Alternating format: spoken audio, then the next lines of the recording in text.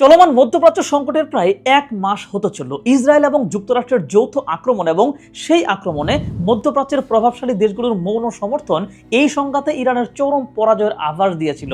পশ্চিমা মিডিয়া এবং বিশ্বের অসংখ্য বিশ্লেষকের ধারণা ছিল অল্প দিনের মধ্যেই মার্কিন আঘাতে দিশেহারা হয়ে ইরান অসহায় আত্মসমর্পণ করবে এবং শুরু থেকে হয়েছেও কিন্তু অনেকটা সেরকমই। কয়েকদিনের মধ্যে ইরানের সর্বোচ্চ ধর্মীয় নেতা আয়াতুল্লাহ আলী খোমেনি সহ উচ্চপদস্থ প্রায় সব নেতাকে দুনিয়া ছাড়া করেছে ইসরায়েল এবং যুক্তরাষ্ট্র। ইরানের গুরুত্বপূর্ণ সব স্থাপনা যেমন বিদ্যুৎ কেন্দ্র, পানি শোধনাগার, তেল শোধনাগার ইত্যাদিও কিন্তু হামলার শিকার হয়েছে।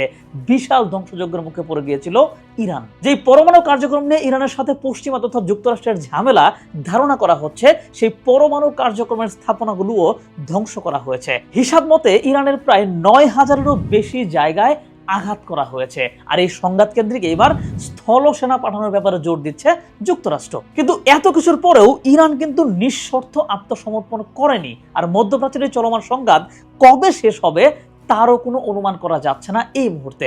ট্রাম্প জানিয়েছে যে ইরান পর্দার আড়ালে তাদের সাথে আলোচনা করে যাচ্ছে এবং খুব দ্রুতই সব শর্ত মেনে নেবে ইরান, এবং এই সংঘাতে যুক্তরাষ্ট্র বিজয়ী হয়েছে। আর অন্যদিকে ইরানের পক্ষ থেকে জানানো হচ্ছে যে কোনো আলোচনাই হয় নাই, চাপিয়ে দেওয়া কোনো শর্ত ইরান মানবে না। যদি সংঘাত থামাতে হয় তবে ইরানের দেওয়া কিছু শর্ত মেনে নিয়ে থামাতে হবে, নইলে যেই প্রতিরোধ ইরান শুরু করেছে এইটা অব্যাহত রাখবে তারা। এখন কোন পক্ষের কথা বিশ্বাস করবেন? দেখেন, সংঘাতময় পরিস্থিতিতে দুই পক্ষ থেকে দুই রকম বার্তা আসাটা কিন্তু অস্বাভাবিক কিছু না। কিন্তু পরিস্থিতি বুঝতে হলে শুধু বিবদমান পক্ষের বার্তা শুনলেই হবে না, চলমান সংকটের কিছু অতি গুরুত্বপূর্ণ পয়েন্ট নিয়ে ঘাটাঘাটি করলেই আসল পরিস্থিতি বোঝা যাবে। তো প্রথমত ট্রাম্পের দাবি যে তারা ইরান যুদ্ধে জয়ের দ্বার প্রান্তে, ইরান সব দিক দিয়ে কোণঠাসা হয়ে আছে, তারা শর্ত মেনে আত্মসমর্পণ করবে। এইটা যদি সত্যি হয় তাহলে বিশ্ব জ্বালানির জন্য অত্যন্ত গুরুত্বপূর্ণ পথ হরমুজ প্রণালীতে কেন যুক্তরাষ্ট্র নিয়ন্ত্রণ স্থাপন করতে পারে নাই? ইরানকে যদি কোণঠাসাই করে রাখে যুক্তরাষ্ট্র, তাহলে ইরানের স্ট্র্যাটেজিক পয়েন্টগুলোর উপর কিন্তু যুক্তরাষ্ট্রের নিয়ন্ত্রণ প্রতিষ্ঠিত হয়ে যাওয়ার কথা। আর হরমুজ প্রণালী হচ্ছে ইরানের সবচেয়ে গুরুত্বপূর্ণ কৌশলগত পয়েন্ট। কিন্তু বাস্তবতা হচ্ছে এইটার পূর্ণ নিয়ন্ত্রণ ইরানের কাছেই আছে। কিছুদিন আগে এই প্রণালী দিয়ে চলাচল করা জাহাজগুলো থেকে টোল আদায় শুরু করেছে ইরান। পশ্চিমাদের কোনো জাহাজকে চলাচল করতেও দিচ্ছে না। আর সর্বশেষ খবর হচ্ছে ইরান এই প্রণালী সম্পূর্ণরূপে বন্ধ করে দিয়েছে।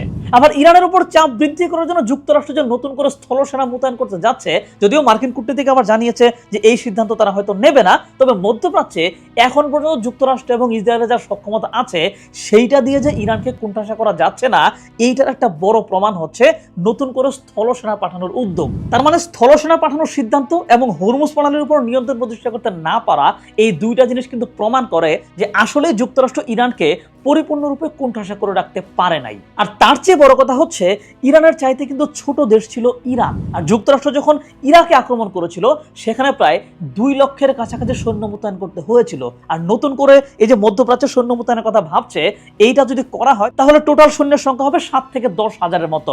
ইরাকের চাইতে ইরান অনেক বড় এবং শক্তিশালী এবং কৌশলগতভাবেও যথেষ্ট আগানো। তাই এই মাত্র 7,000 সৈন্য দিয়ে ইরানকে কিভাবে মোকাবেলা করবে বা কিভাবে চাপে ফেলবে, এইটা কি আসলে বিশ্বাসযোগ্য? তো মূল কথা হচ্ছে চলমান সংঘাতে ইরানের ব্যাপক ক্ষতি হয়েছে, এইটা যেমন সত্য, তেমনি ট্রাম্প এবং পশ্চিমারা ঠিক যেমনটা ভেবেছিল যে তড়িৎ গতিতে ইরানে আঘাত করে শীর্ষ নেতাদেরকে দুনিয়া ছাড়া করলে অতি দ্রুতই হয়তো ইরান হাতের মুঠে চলে আসবে, এইটা যে বাস্তবায়ন হয় নাই এইটাও কিন্তু সত্য। আর পশ্চিমাদের কাছে এই মুহূর্তে সবচেয়ে আশ্চর্যের হচ্ছে একটা দেশের সুপ্রিম লিডার সহ বড় বড় নেতাদেরকে মারার পরেও, গুরুত্বপূর্ণ সামরিক অর্থনৈতিক স্থাপনা ধ্বংস করার পরেও, কিংবা এই দেশটাকে পুরো পৃথিবী থেকে বিভিন্ন নিষেধাজ্ঞার মাধ্যমে বিচ্ছিন্ন করে ফেলার পরেও কিভাবে তারা আগের মতোই প্রতিরোধ করে যাচ্ছে। ট্রাম্পের কাগজে কলমের হিসাব বলছে যে প্রায় 9,000-এরও বেশি জায়গায় আঘাতপ্রাপ্ত হয়েছে ইরান। এমন অবস্থা ইরানের করা হয়েছে যেখান থেকে আসলে প্রতিরোধ গড়ে তোলাটা প্রায় অসম্ভব। আর এই কারণে ট্রাম্প বলতেছে তারা বিজয়ী হয়েছে, কিন্তু ভেতরের হিসাব কিন্তু কিছুটা আলাদা। দেখেন, যেহেতু মধ্যপ্রাচ্য জুড়ে স্থলসেনা বৃদ্ধির চিন্তা করছে যুক্তরাষ্ট্র এবং স্থলসেনার মাধ্যমেই ইরানকে দখলে নেওয়ার চিন্তা করা হচ্ছে, তাই আমাদেরকে দেখতে হবে ইরানের মতো দেশে স্থলসেনা পাঠালে আসলে মধ্যপ্রাচ্য পরিস্থিতি কি হতে পারে। যেহেতু ইতিমধ্যে ইরানের কাছে বিভিন্ন মাধ্যমে প্রায় 15টি শর্তের একটি প্রস্তাব যুক্তরাষ্ট্র পাঠিয়েছে এবং ইরান সেসব প্রস্তাবের জবাবও দিয়েছে।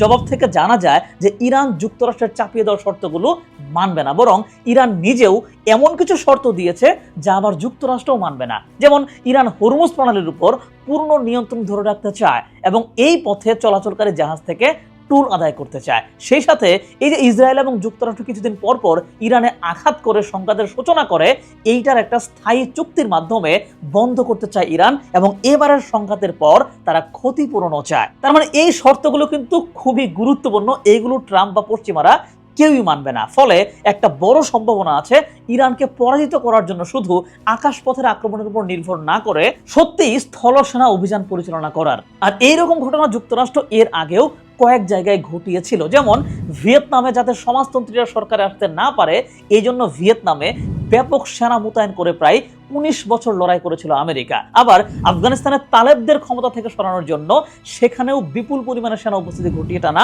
20 বছর লড়াই জারি রেখেছিল আমেরিকা। আবার নিকট অতীতে এরকম আরেকটি ঘটনা তারা ইরাকে ঘটিয়েছিল। এই তিনটা দেশের মধ্যে অল্প সময়ের মধ্যেই ইরাকে সফলতা পায় যুক্তরাষ্ট্র, কারণ ইরাকের মানুষজন কম ছিল, আবার ইরাকের সরকার এবং জনগণের মধ্যে মিলও ছিল না। জনগণ ছিল শিয়া মতাদর্শের আর সরকার ছিল সুন্নি মতাদর্শের। ফলে সরকার পুরো জনসমর্থনও পায় নাই, কিন্তু ভিয়েতনাম এবং আফগানিস্তানে দীর্ঘ সময় লড়াই করেও চূড়ান্ত সফলতা আদায় করতে ব্যর্থ হয় এবং উদ্দেশ্য পূরণে ব্যর্থ হয়েছিল আমেরিকা। মানে যে সমাজতন্ত্র ঠেকানোর জন্য ভিয়েতনামের সেনা পাঠিয়েছিল, যুক্তরাষ্ট্র 19 বছর লড়াই করেও সেইটা ঠেকাতে পারে নাই। ভিয়েতনামে ঠিকই সমাজতন্ত্র চলছে। আবার যে তালেবদের পরাজিত করতে আফগানিস্তানে 20 বছর লড়াই করেছে মার্কিন সেনা, সেখানে 20 বছর পর কিন্তু এই মার্কিন বাহিনীকে হারিয়ে ঠিকই তালেবরা ক্ষমতায় ফিরে এসেছে। আর ইরানের যে ক্ষমতাসীন গোষ্ঠী, তাদের আদর্শ, কার্যক্রম, জনসমর্থন এবং যেই এলাই, এইটা বিবেচনায় ইরানকে কিন্তু এই আফগানিস্তান এবং ভিয়েতনামের সাথে তুলনা করা যায়, এবং বিবেচনা করা হয় এই দুই দেশের চাইতেও ইরান অনেক অনেক শক্তিশালী। সেই সাথে আফগানিস্তান পুরোটাই পাহাড়ি অঞ্চল আর ভিয়েতনাম জঙ্গলে পূর্ণ অঞ্চল, যা গেরিলা যুদ্ধের জন্য আদর্শ। আর ইরানের ভৌগোলিক পরিবেশও কিন্তু পাহাড়ি এবং এইটাও গেরিলা যুদ্ধের জন্য আদর্শ। তাই ইরানে মার্কিন স্থলসেনা পাঠানো হলে পরিস্থিতি কি হতে পারে সেটা বুঝতে হলে ভিয়েতনাম এবং আফগানিস্তানে কি হয়েছিল সেটা দেখতে হবে। আর এই দুইটা দেশে কিন্তু দুই রকম পরিস্থিতির মধ্য দিয়ে মার্কিন বাহিনীর পরাজয় ঘটেছিল। ইরানেও এই দুই রকম পরিস্থিতির যে কোনো একটা ঘটবে। তো অবস্থাগুলো কি কি? প্রথমত ভিয়েতনামে যুক্তরাষ্ট্র কল্পনার চাইতেও বেশি ধ্বংসযজ্ঞ চালায়। ব্যাপক বিমান হামলা করে সেখানে বিধ্বংসী নাপাম বোমাও তারা ব্যবহার করে। জঙ্গল থেকে শত্রুদের খুঁজে খুঁজে বের করে ডিস্ট্রয় করে।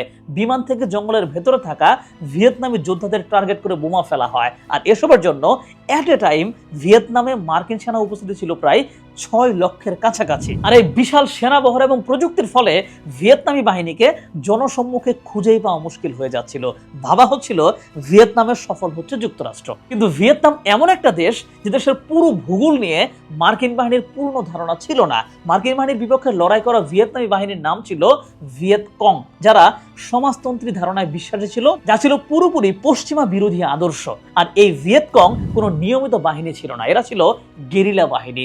এই বাহিনীর বিশাল টানেল নেটওয়ার্ক ছিল, ভিয়েতনামের বিশাল সংখ্যক মানুষের সমর্থনও ছিল এদের প্রতি, এবং এরা ভিয়েতনামের ভৌগোলিক পরিবেশকে ব্যাপকভাবে লড়াইয়ে কাজে লাগাতে পেরেছিল। ফলে মার্কিন বাহিনী একদিকে ভিয়েতনামের সাধারণ মানুষের সমর্থন পাচ্ছিল না, আবার অন্যদিকে মার্কিন বাহিনীর একের পর এক আক্রমণের ফলে এক পর্যায়ে সাধারণ মানুষও ভিয়েতকং এর করা লড়াইকে ভিয়েতনামের স্বাধীনতা আন্দোলন হিসেবে বিশ্বাস করতে শুরু করে। তারা ভিয়েতকংকে সহায়তাও করতে শুরু করে। আবার জঙ্গলপূর্ণ পরিবেশ এবং বিশাল টানেল নেটওয়ার্কের ফলে ভিয়েতকং এমন এক গেরিলা পদ্ধতিতে লড়াই চালিয়ে যায়, মার্কিন বাহিনী আক্রমণ করার জন্য ভিয়েতকংকে তখন খুঁজেই পাচ্ছিল না। কিন্তু ভিয়েতকং ঠিকই তাদের গোপন পথ ব্যবহার করে অতর্কিত হামলা অব্যাহত রাখে মার্কিন বাহিনীর উপর, যার ফলে মার্কিন বাহিনী এক পর্যায়ে ভিয়েতকং এর এই বিশাল টানেলটা ধ্বংস করার জন্য এবং ভিয়েতকংকেও পাল্টা টানেল দিয়ে আক্রমণ করার জন্য কাহিনী শুরু করে। তখন ভিয়েতনামের গেরিলা বাহিনী সেসব টানেলে বিষাক্ত সাপ লেলিয়ে দিয়ে এবং পুরোপুরি জঙ্গলের পরিবেশটা ব্যবহার করে মার্কিন বাহিনীকে কপুকাত করে। এভাবে বছরের পর বছর মার্কিন সেনা অভিযানের পরেও ভিয়েতনামের গেরিলাদেরকে কোনোভাবেই তারা শেষ করতে পারে না, এবং নিজেরা প্রায় 60 থেকে 1 লক্ষের মতো সেনা সেখানে হারায়। সেই সাথে সেই 1960-এর দশকে তাদের আর্থিক ক্ষতি হয় প্রায় $2.5 মিলিয়ন মার্কিন ডলার। আর এসবের ফলে যুক্তরাষ্ট্রের মানুষজন সরকারের বিপক্ষে বিক্ষোভ শুরু করে, বিশ্বব্যাপী নিন্দিত হয় তারা, এবং এক পর্যায়ে 1975 সালে গিয়ে সেখানে হেরে যায় যুক্তরাষ্ট্র এবং সেখান থেকে সেনা প্রত্যাহার করে। আর এই সেম ঘটনা কিন্তু ইরানেও ঘটতে পারে। ইরানে বর্তমানে যে আদর্শের সরকার, এদের প্রতিও কিন্তু বিশাল জনসমর্থন আছে, এবং যাদের সমর্থন নাই তারাও কিন্তু ইরানের উপরে এই মার্কিন আগ্রাসনটাকে ভালোভাবে নিচ্ছে না। ফলে ইরানের স্থল অভিযান পরিচালনা করলেও ইরানের সাধারণ মানুষের সমর্থন এই যুক্তরাষ্ট্র পাবে না। ধারণা করা হয় যেহেতু গত 40 বছর যাবৎ এমন একটা গোষ্ঠী ইরানের ক্ষমতায় যারা জানে যে কোনো সময় পশ্চিমা আঘাত আসতে পারে, তাই ধারণা করা হচ্ছে নিজেদের রেজিম টিকিয়ে রাখতে ইরানের বিশাল পাহাড়ি ভূখণ্ডের তলদেশে বিশাল টানেল নেটওয়ার্ক আছে এই রেজিমের। মাটির নিচে ইরানের বিশাল সামরিক স্থাপনা আছে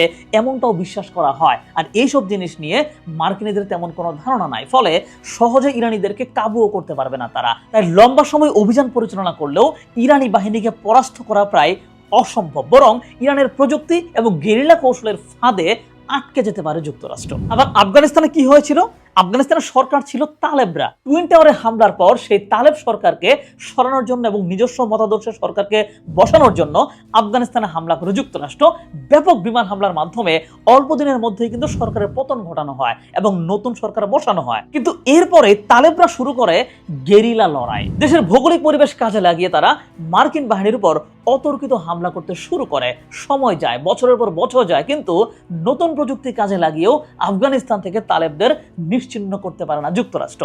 সীমান্তবর্তী নানা অঞ্চল থেকে সংগঠিত হয়ে তালেবরা মার্কিন বাহিনীর উপর আক্রমণ অব্যাহত রাখে। সেই সাথে মার্কিন সমর্থিত সরকারের নানা দুর্নীতি এবং অপশাসন সাধারণ আফগানিদেরকেও সরকার বিরোধী করে তোলে এবং তারা তালেবদেরকে সমর্থন করতে শুরু করে এবং এক পর্যায়ে গিয়ে মার্কিন বাহিনী আফগান থেকে পালিয়ে যায়। আর এই সেম ঘটনা ইরানেও কিন্তু হতে পারে।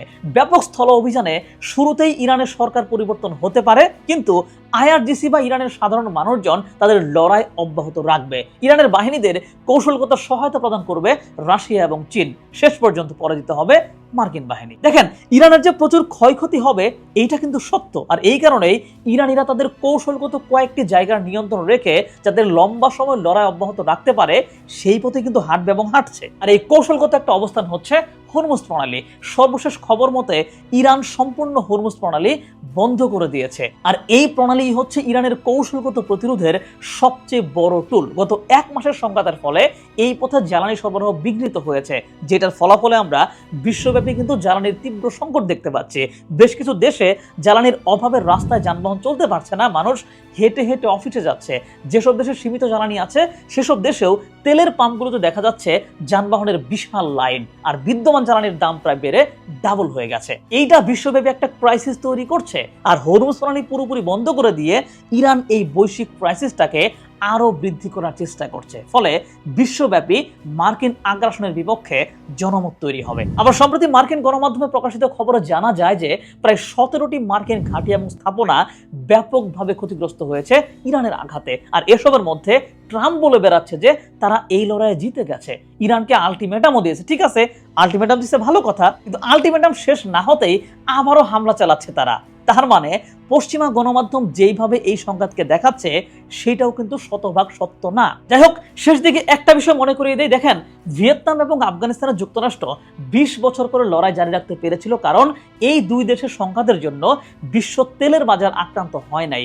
সরাসরি পৃথিবীর সব দেশ তেলের প্রাইসিসে পড়ে নাই। কিন্তু ইরানে যদি যুক্তরাষ্ট্র 10 বছরের প্ল্যানও করে থাকে তবেও কিন্তু বিশ্ববাসী অতিষ্ঠ হয়ে উঠবে তেলের সংকটের কারণে। কারণ ইরানে আঘাত করা মানে বিশ্ব তেলের হাবে আঘাত করা। এই কারণে যুক্তরাষ্ট্রই দেখবেন একদিন হুট করে নিজেদেরকে বিজয়ী ঘোষণা করে এই লড়াই শেষ করে দিতে পারে। আর এই জিনিসটা ইরান ভালো করে জানে, তাই তারা হুট করেই এই লড়াইটা শেষ করবে না। তারা জানে লড়াই শেষের ঘোষণা ওই যুক্তরাষ্ট্রই দেবে। তাই উল্টাপাল্টা শর্ত মেনে ইরানের আত্মসমর্পণের সম্ভাবনা আপাতত নাই।